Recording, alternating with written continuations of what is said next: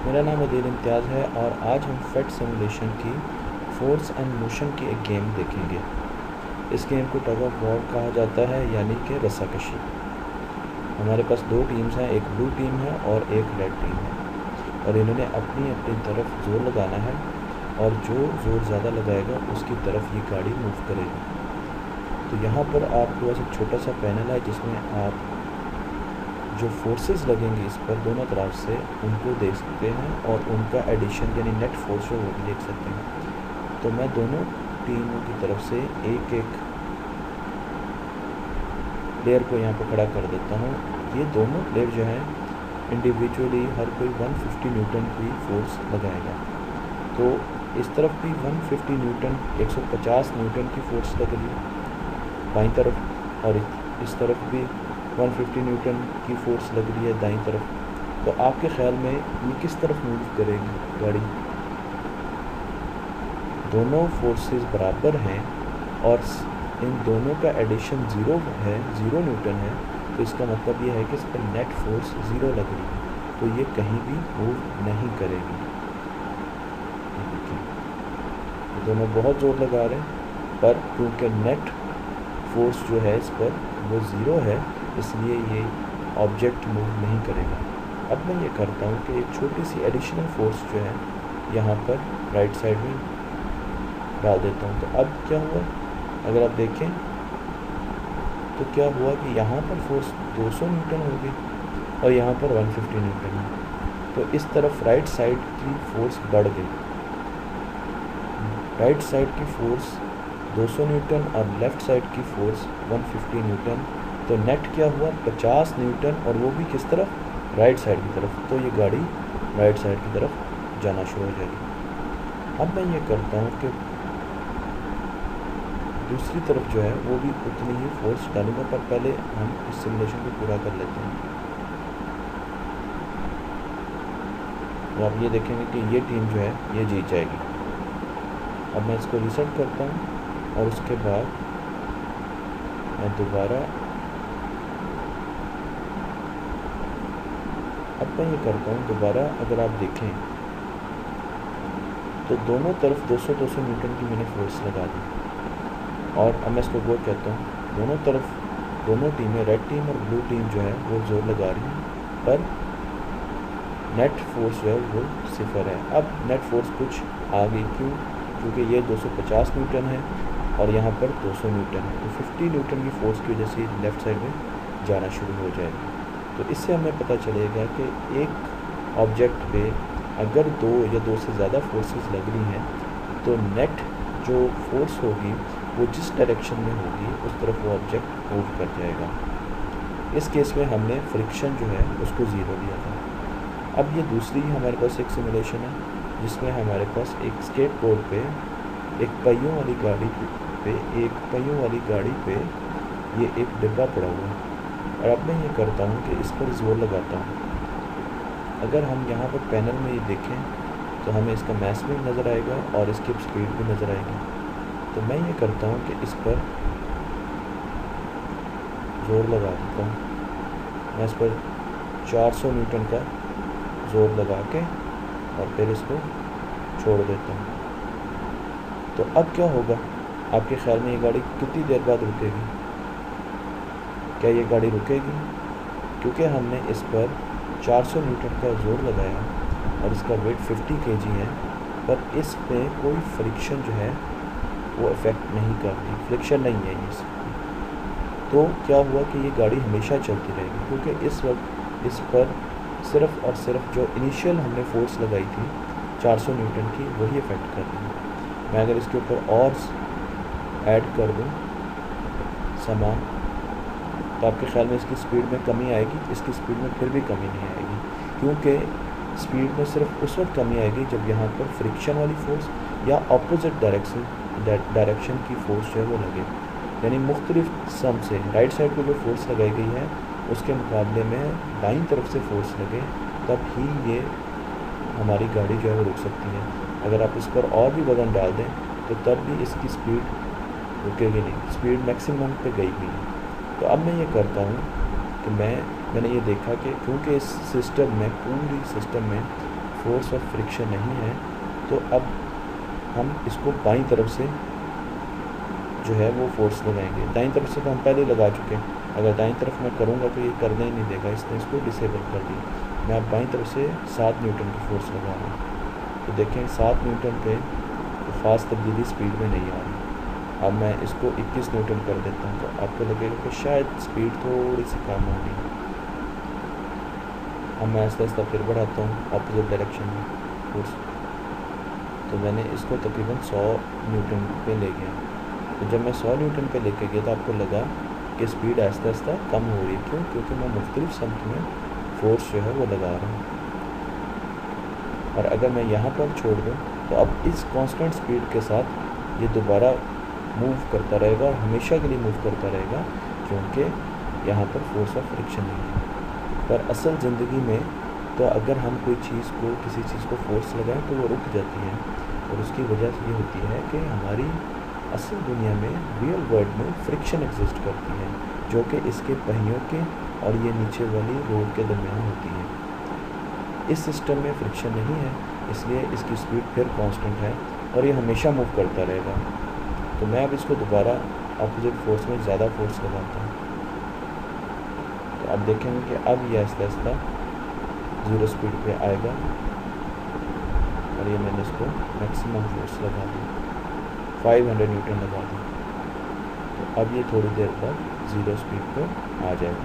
तो इससे ये साबित हुआ कि अगर फ्रिक्शन ना हो तो हम एक छोटी सी फोर्स भी एक बॉडी पर लगाएं तो वो हमेशा मूव करती रहेगी, और उसको रोकने के लिए सिर्फ़ और सिर्फ उसकी ऑपोजिट डायरेक्शन में उतनी फोर्स जो है वो हमें लगानी पड़ेगी।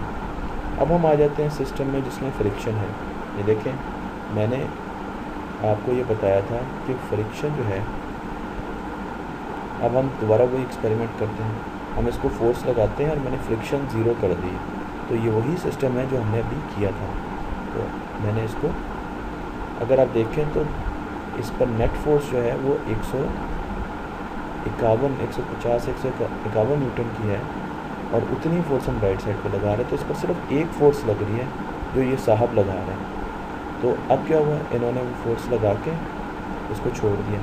अब इस पर नेट फोर्स जो है वो 0 है इस वक्त, पर क्योंकि अब ये मोशन में है और इस पर और कोई फोर्स नहीं है और ये कांस्टेंट मोशन में है, तो इनको कांस्टेंट मोशन से रेस्ट में लाने के लिए हमें फोर्स चाहिए। ये तो सिंपल न्यूटन का लॉ है। तो अगर एक बॉडी रेस्ट में है तो वो हमेशा रेस्ट में रहेगी, और अगर एक बॉडी मोशन में है तो वो हमेशा कांस्टेंट मोशन में रहेगी, अनलेस कि हम उस पर कोई फोर्स जो है, अनबैलेंस्ड फोर्स जो है वो ना लगाएं।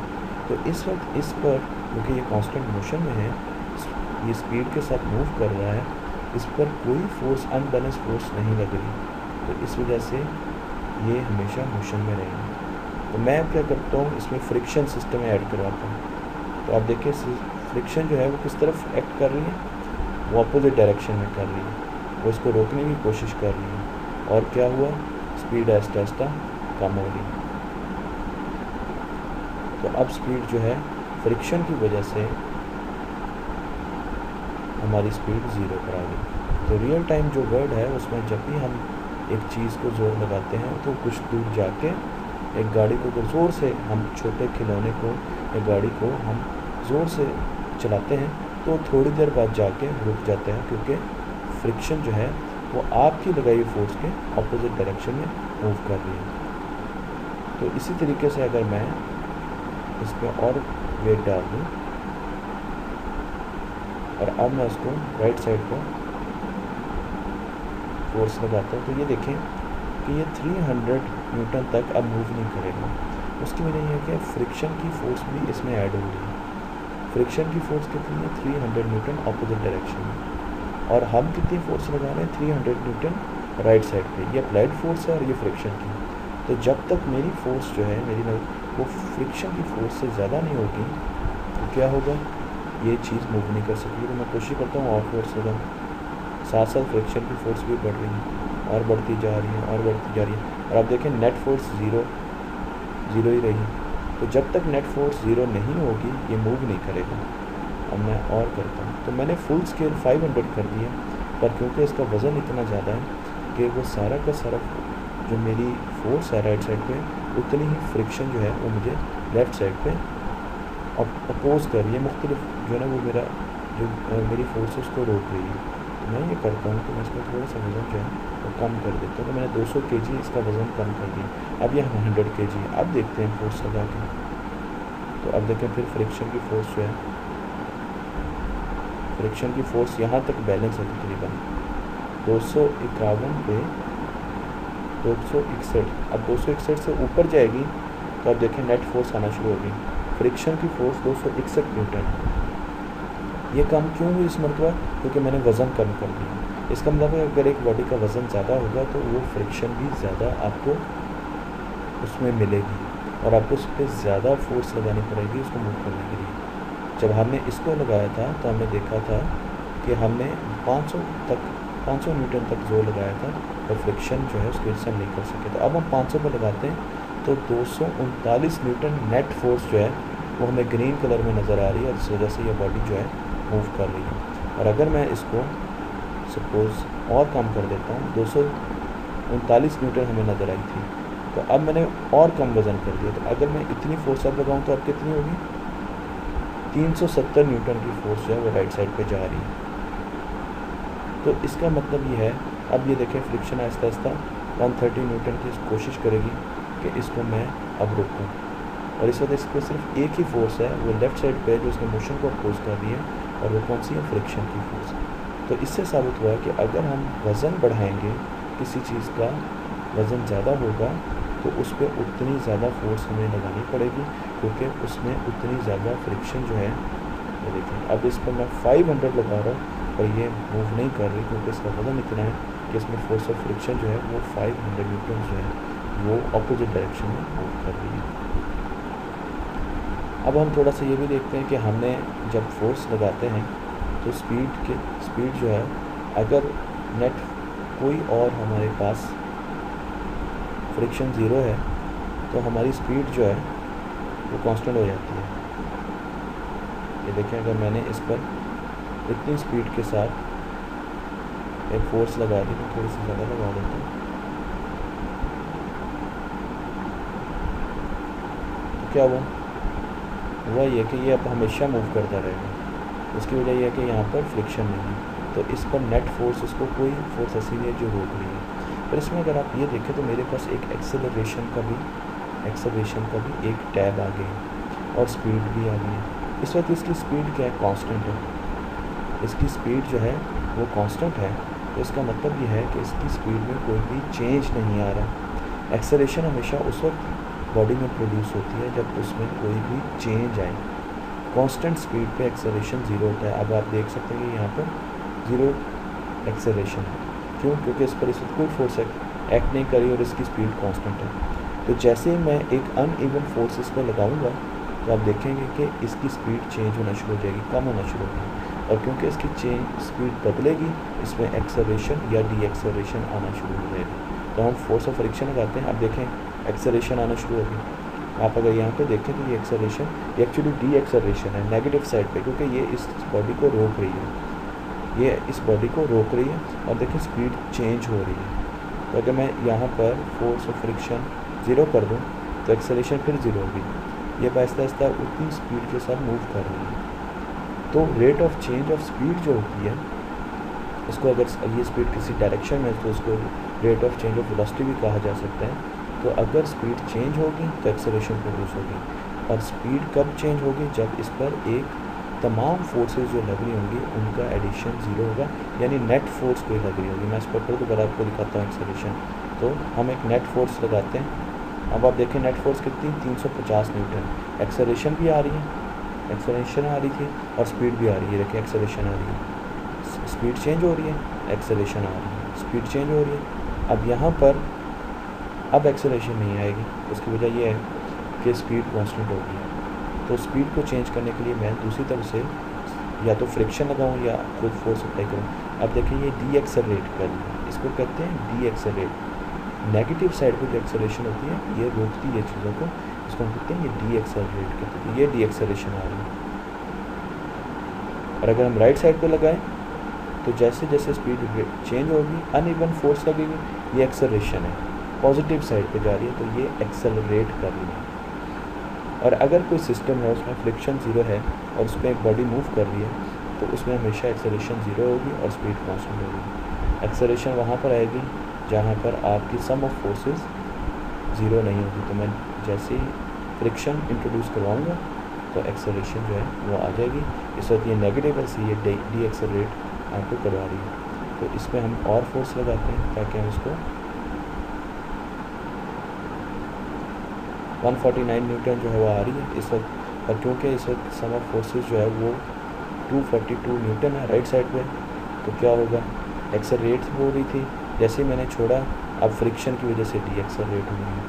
तो रियल टाइम में हमारे पास कांस्टेंट स्पीड रखना जो है वो पॉसिबल नहीं होता, क्योंकि जब भी हम अप्लाइड फोर्स ज़ीरो करते हैं तो फ्रिक्शन आ जाती है। तो कांस्टेंट स्पीड सिर्फ एक ही कंडीशन में रखी जा सकती है, और ये कि हम फ्रिक्शन के बराबर स्पीड जो है वो फ्रिक्शन से